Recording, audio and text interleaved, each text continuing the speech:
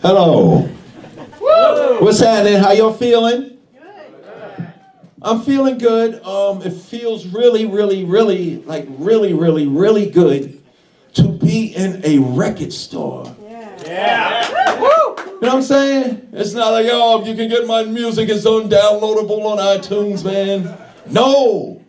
My first incarnation and presentation of this new music has to be on vinyl. Because vinyl is final. And for me, vinyl is the foundation of my whole existence. I started as a DJ, believe it or not. I never wanted to rap per se. I wanted to be a DJ. I first heard Grandmaster Flash do a quick mix with Good Times on a tape recorder. How many of y'all know what a tape recorder is? Not a boombox. Remember, us old folks in here, remember the flat tape recorders when you push eject and it pop up on a slant? One of those. A friend of mine, Billy Morris, had Grandmaster Flash mixing Good Times. Good Times, Good Times. And I was like, how the hell is he doing that? Why does the record keep repeating or whatever? So when my brother, who was a little older than me, him and Boobie and Anthony Wallace, they got turntables. And they started buying records. And when my brother would leave the house, I would go in the basement and try to be like Grandmaster Flash. And then, a little while after that, Rapper's Delight comes out. And everybody went out and brought this record, Rapper's Delight. And I still wasn't into rapping and hip-hop and the music business and all of that. I was just trying to be Flash. I didn't want to be Flash for real. I was pretending to be like Flash, because I was a little kid. I went to Catholic school my whole life. But I was a straight A student, though. For you young people in here, I studied hard and was always on the honor roll. But I was a kid, a geeky little nerdy kid that loved comic books. And all I did was read, draw, and collect comic books. So just like I used to pretend to be Captain America with the garbage can lid, I know a lot of y'all did that. Or your father's hammer to be Thor. Or you put your blanket around, your favorite blanket around your neck, you know. All of us in here had a favorite blanket like Linus, so let's keep it real. You put that around your neck and you pretend to be Superman. So the same way I used to pretend to be my favorite superheroes, I wanted to be like Flash. So Good Time comes out, I don't care nothing about rapping, but since I didn't want to be the only kid in the neighborhood that didn't know Rapper's Delight, I memorized it. I listened to it 3 times, had it from top to bottom. But that created a problem. Because now I'm the kid in the neighborhood that everybody's, Darryl, come here, sing Rapper's Delight. If we couldn't play it for real, I was a kid that had to say it to the whole neighborhood. So that was driving me crazy. But then, this other record came out in '79. And it was called Grandmaster Flash Super Rapid. Grandmaster Flash and the Furious 5 MCs. And if y'all remember, Rapper's Delight was 3 rappers just rapping. Rap long time, next guy go rapping, then the record was over, and it was a long record. But this record was different, and it was the DJ that I was trying to be, trying to do Good Times with the records like this DJ was using the vinyl for to do the quick mix thing. Now, it's Grandmaster Flash, that guy with 5 MCs. So I put the record on, and this is what changed my life to let me to be somebody that could be inside record stores. I put the needle on this record. Now you remember, Rapper's Delight was hip hop, the hippie, hip hop. You don't stop. It was cool. And the next guy around, And then with the Super Rapper record, I put the needle on this thing, and it exploded into my being. It was a party night, everybody was breaking, the highs was screaming, and the bass was shaking, and it won't be long till everybody knowing that Flash is on the B-box going. I was like, oh my God, what the hell is this? And then it said Italian, Caucasian, Japanese, Spanish, Indian, Negro, Vietnamese, MC, disc jockeys, y'all, fly kids for the young ladies. Introducing the crew, you gotta see to believe. We're 1, 2, 3, 4, 5 MCs. One dude said, I'm Melly Mel and I rock it so well. And the next dude said, and I'm Mr. Ness because I rock the best. Then the third dude said, Raheem, and all the ladies dream. And the other dude said, Cowboy, and I make you jump for joy. And then the fifth guy said, Creole, and the other 4 guys said, Solid Gold, the Kid Creole. And after that, I was sold. So, I started writing rhymes. but not for y'all to hear.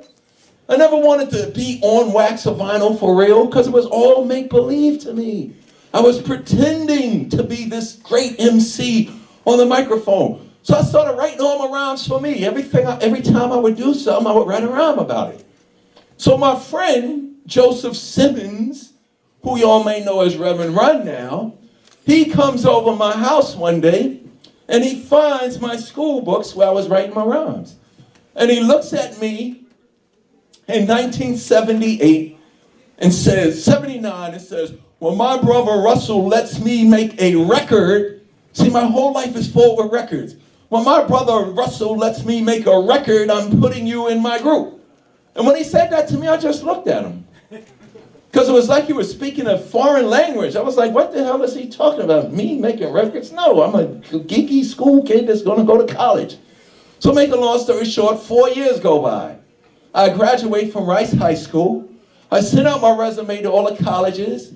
And I get accepted to St. John's University. So I run home and I make a rhyme about it. I'm DMC, in the place to be. I'm going to St. John's University. And since kindergarten I acquired the knowledge. After 12th grade I'm going straight to college. So I wrote that whole rhyme. That was in June of '82. In August of '82 the phone rings. And it was my friend Joseph Simmons. Darryl, remember 4 years ago when I said whenever my brother lets me make a record I'm putting you in my group? I was like, yeah? He was like, grab your school books, because we're going to the studio to make a record. So we went to the studio, and we made a record called It's Like That, and That's the Way It Is. And the B-side was this record called Sucker MCs, which Run had already did by himself. And then when he finished his rhyme, he looked at me and said, D, go in the booth and just say your newest rhyme. So my newest rhyme was, I'm DMC. In the place to be, I go to St. John's. So I went there and I put my newest rhyme on the end of his record, Sucker MCs. And the record just took off and it was a hit. Then, since that record was successful, Russell says, y'all gotta make another record.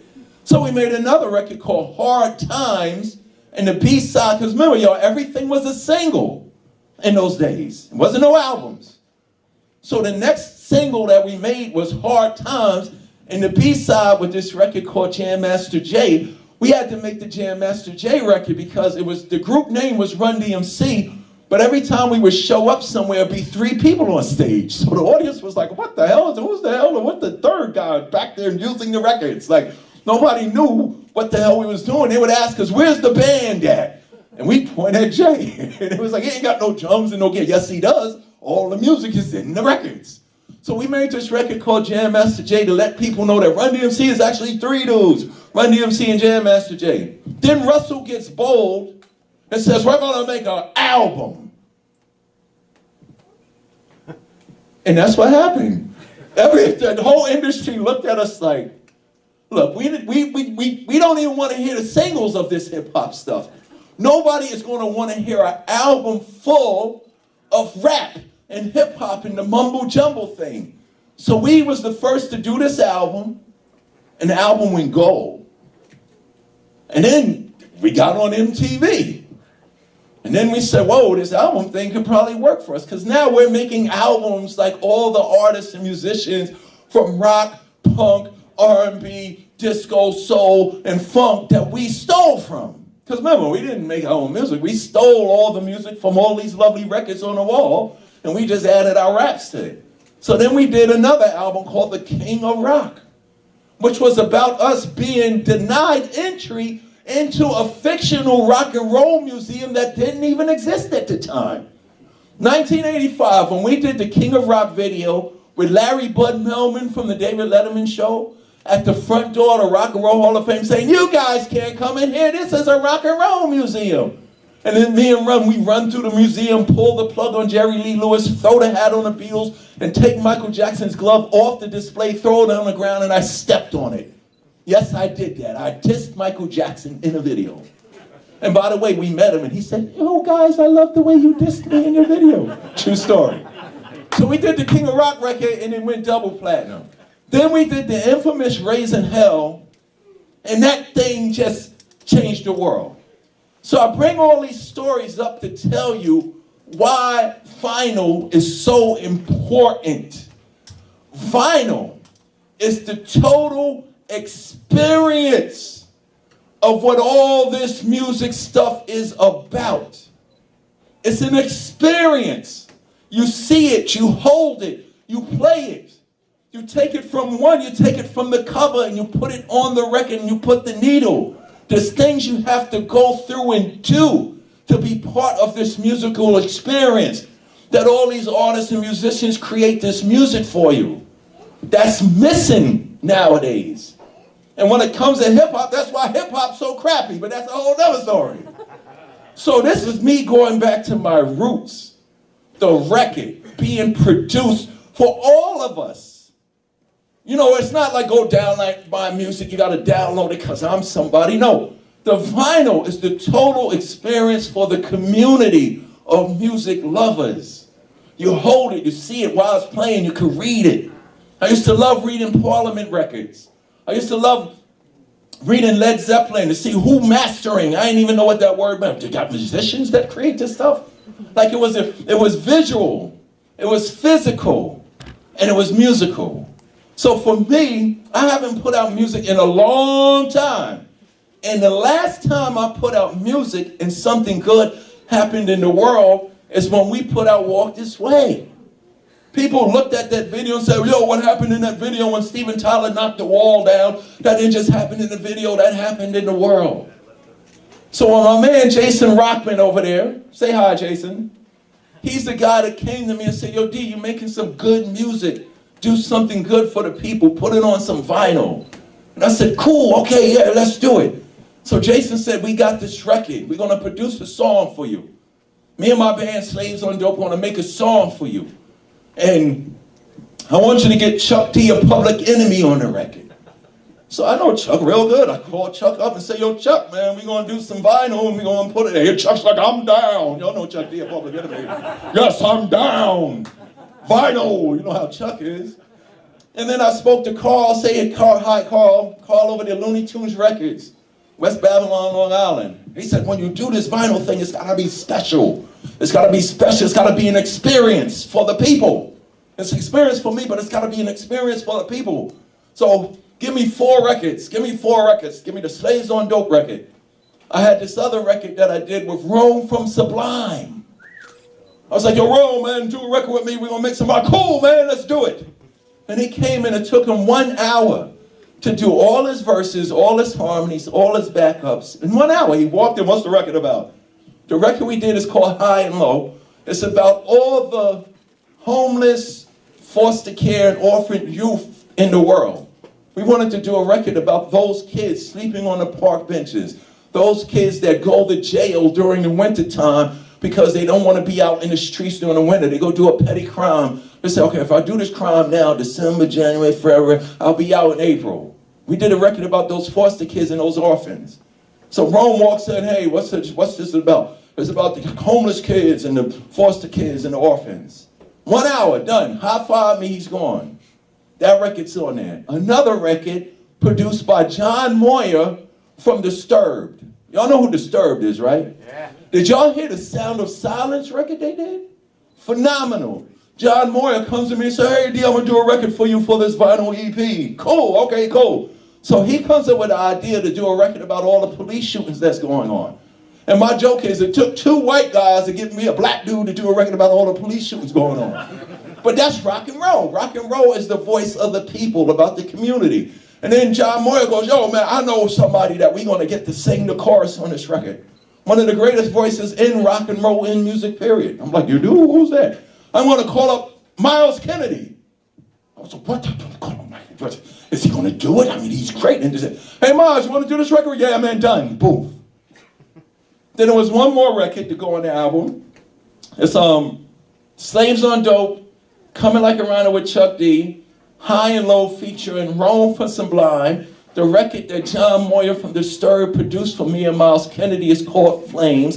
And then there was one final record on it that I had done with my new band. I have a new band after Jam Master Jay passed away, rest in peace. When I'm running around doing my Run-DMC thing, I don't want to be doing it, I don't want to be DMC alone, trying to compete compete with what Run-D and Jam Master Jay collectively did, because those three dudes was just too badass. So I'm like, okay, if I'm going to continue on singing my records that I made in the past, that's on vinyl already, I want to do a different interpretation of it. So I got me a drummer, I got me a bass player, I got me a guitar player, and I got Jam Master Jay's protege, DJ Charlie Chan. We put a little band together so we could create some new music and do all the music I already did, but in a different presentation. I don't want to be running around with a DJ and y'all be like, DMC sucks. His DJ is weak. It's no fun seeing him without Running Jay. So we put this record together called Back from the Dead. And when Carl I sent the records to Carl's like, yo, Back from the Dead. That should be the title of this vinyl EP awesome presentation. And I'm like, cool, yeah, I like that. And then Carl, he gives me some homework. He says, when you're doing vinyl, and all of y'all know this, especially if you're a collector, it's all about the artwork. It's all about the presentation. About 7 years ago, I was in Boston, and this is how powerful vinyl is. I was in Boston at the Boston Art Museum. I think, yeah, it's the Boston Art Museum. And they did a forum, they had a forum on the lost art of album covers. And it was me, I was on it. It was a guy from MTV, the guy from the Hard Rock Cafe franchise, he was the commentator. And dig this part out. There was a guy that was a record store owner. So they introduced me at DMC, Run-DMC, hey, we love him. They introduced the guy from MTV, hey, we love him. And then when they introduced the record store owner, yo, believe this, they introduced the record store owner, everybody in there stood up and gave him a standing ovation. Because there was people in there that said, do those people really exist no more? Is this really, it's a real, and people took out magnifying glasses, they was examining them like, yo, you really own the record store? Yes, they still do exist. But to make a long story short, Carl was like, yo, it's gotta be an experience for the people. So he said, DMC, your homework is to find out something great for the album cover. So he got some music, my mission is to find out something great for the album cover. So I'm traveling around the world, flying on airplanes, looking out at the clouds. Maybe I'll see something there that's going to help me. When I land, I'm looking all around, and you know, when I'm going through customs and everything, everywhere I go, I'm in the subway, even when I'm in the toilet looking in the bathroom, maybe I can discover it, because you never know. I want the album cover to be dope. So 2 days go by, and I'm discouraged. I'm like, man, this is harder than I thought. And then boom! 3 years earlier, before any of this came to be even a thought, before I even talked to Jason and Carl, I have a comic book out, because I was in the comic books, like I said earlier. For music, all I did was read, collect, and draw comic books. I was at Kansas City Comic-Con, and Tony Moore, the artist from the Walking Dead graphic novel comic series, was at this Comic-Con with me. And it was funny how we met, because I was at my table and he was at his table, and every time, I don't think I'm an intimidating guy, right? I'm not really intimidating. So every time I would look at Tony Moore, he would turn his head. And then, you know, I'm going through the day selling the book and signing, and the look I was seeing, he turned his head again. But then at the end of the day, I guess he said, I gotta do this before DMC leaves. He walks over to me and he says, yo man, I love your music, I got every album, this and that, I got the vinyl, the whole thing, and your music changed my life, whatever. I have something for you. And he hands me an envelope. This is for you. We shake hands, see you tomorrow, cool. I didn't look at it till I get all the way back to my room, but when I got back to my room, I opened it up. And it was this image that he had drawn while I was sitting there at the Comic-Con. He drew me as a zombie. So when I saw that in my hotel room, I must protect this with my life. This has to make it back home. When I was leaving the hotel, the bag man reached for my bag. I barely cut his head off. Get away from me. So I took this picture and I put it in my secret drawer in my house. And it was just laying there for the last 3 years. So now, fast forward, I'm just trying to find artwork. The light comes on. Yo, I got this. Maybe that'll go with Back from the Dead. So I call Carl up. Yo, Carl, man, I'm coming back out there. I got to show you something. I think I have it. So I drive from Jersey back to Carl out in West Babylon. I said, Carl, and it was funny the way I did it. I walked in there because I didn't know if he was going to love it or not. You know, there's Back from the Dead, and I have this thing that Tony Moore from The Walking Dead drew at me when we was at a Comic-Con one time. And it was me as a zombie. And I showed Carl. And when I showed Carl, I was like this, because I never seen a man go that crazy. He was on my, because this is art to him. You know what I'm saying? This is culture to him. You know what I'm saying? So when he saw that, he just starts ranting and raving. I thought he was possessed. He started talking in 5 different languages and stuff like that. He started calling everybody, this and that, boom, boom, we got to do this. And this is the artwork that came out of Carl coming up with the idea from the back from the dead, which is not about me coming back from the dead, but in a way it's kind of like me coming back from the dead because I haven't done music lately. So if I'm coming back as awesome as this new music is, in one of the most awesome, creative, artistic, historical presentations ever, that being vinyl, there's nothing better than giving y'all an experience that represents in all of this stuff that I said, pure joy and fun. That's what the vinyl experience is. And for me, it's an honor and a pleasure not to be going, oh, my music's available on iTunes. That's corny. Oh, you can download to come to my Twitter and click on, no, don't click on no buttons, it's corny. No, you got to get your ass up, put your clothes on, go out the door, and come to the wonderful heaven that we call a record store. I have returned back from the dead, and I am now in heaven, standing with all the musical gods who have been recorded for history in this great, awesome, artistic, fun medium that we call vinyl. And like I said in the beginning, nothing else competes, because DMC is telling you here today, when it comes to vinyl, vinyl is final. Thank you.